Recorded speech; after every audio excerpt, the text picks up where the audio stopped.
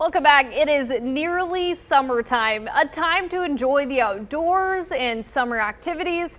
No one wants to be sick or injured and miss out on all that fun. So, of course, today we are going to talk with Hannah Mills here, a nurse practitioner with Cone Health Virtual Care, about common summer ailments or illnesses, how to prevent, treat, and when to go where for a safe and healthy summer. So let's start with poison ivy. This is a big one I've learned since moving here. What are some of those tips to prevent it?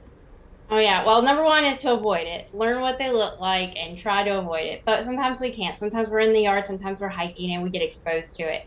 The best way to avoid it would be to wear long sleeves, clothing that would protect you, gloves, pants, socks pulled up, things like that. But if for some reason you do come across it, you find that you've been exposed, remove your clothing as soon as possible, wash it in some hot water, and then go wash yourself in the hottest water that you can tolerate so that you can get the oils off of your skin.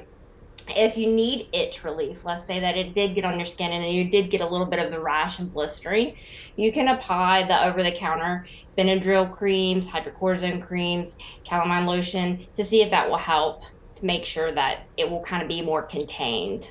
That's good advice. Okay, so what are some of the symptoms and how can we treat poison ivy from home? I know you mentioned some of those itch treatments. Is there any other ones that you suggest?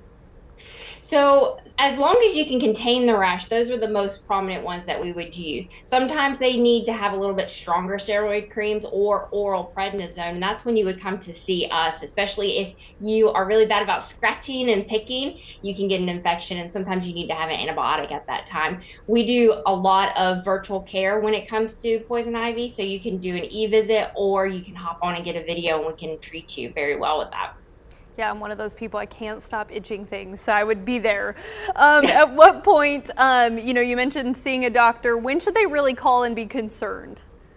So usually we say if it reaches your eyes or your mouth, you would need to be seen. If it lasts longer than 2 to 3 weeks, it's spreading in multiple areas of your body, or you are the scratcher and you developed a little bit of an infection because you got something in there and we need to have you on an antibiotic at that time. Yeah, that's good to know because it's always like, when do we do it?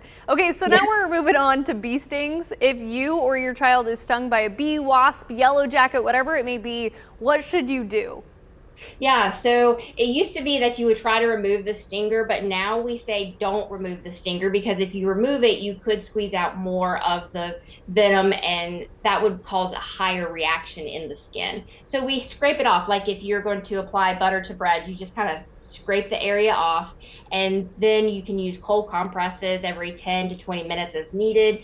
Tylenol, Benadryl, hydrocortisone cream again, and or Benadryl cream if you want to do that. Keep the area clean and dry and don't itch it because the ultimate thing here is to prevent an infection. Most likely you'll be okay, but we do have people who have allergic reactions to these, and that's when you're going to be looking at the breathing. If you're having shortness of breath, if you're not able to get air in, wheezing, feeling faint, then 911 should probably be initiated at that time. Yeah, that's good advice there too. How are you going to know that you might be having an allergic reaction? You mentioned, some swelling, hard time breathing. Is there other things? And what should you do?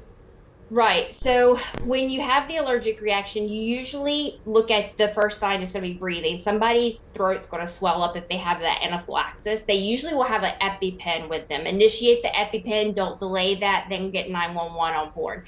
If you see hives develop, excessive swelling at the location, wheezing, like I said, or the shortness of breath or discoloration in their facial features, then you know that there's something going on and you need to call. Don't go straight to an urgent care. Don't put them in a car if you see these breathing trouble. Make sure you call 911. They can get to you a lot faster and get you the care you need. That's good advice there. Okay, so we mentioned itching, mosquitoes, the number one itchers, I would say. What are some steps to prevent and decrease that itchiness? And when is it time to be concerned? So avoid going out at dusk, which is like the time we want to go out because it's so hot outside. And that's the perfect time, but that's the time when they like to come out for their dinner. So wear protective clothing, apply repellents. You have lemongrass, citronella plants, oils. A lot of those can actually be deterrents of them. Stay away from water areas. They love water. So if you have standing pools of water around your house that aren't like a bird bath, try to avoid those, get them cleared out because they love to be around those water areas.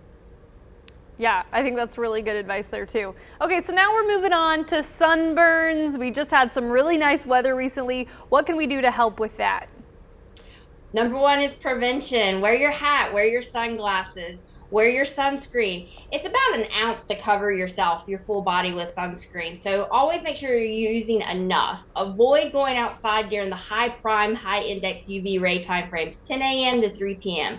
If you have to go out there, just make sure that you're being aware of how much you are being exposed to the sun. Reapply every 80 minutes, or if you're sweating profusely, or if you're in the water. I think this is all really solid advice. Again, we're continuing to have that conversation where we can look and see how can you avoid some of these ailments and challenges during the summertime. We're going to be right back, but we're going to keep this conversation going.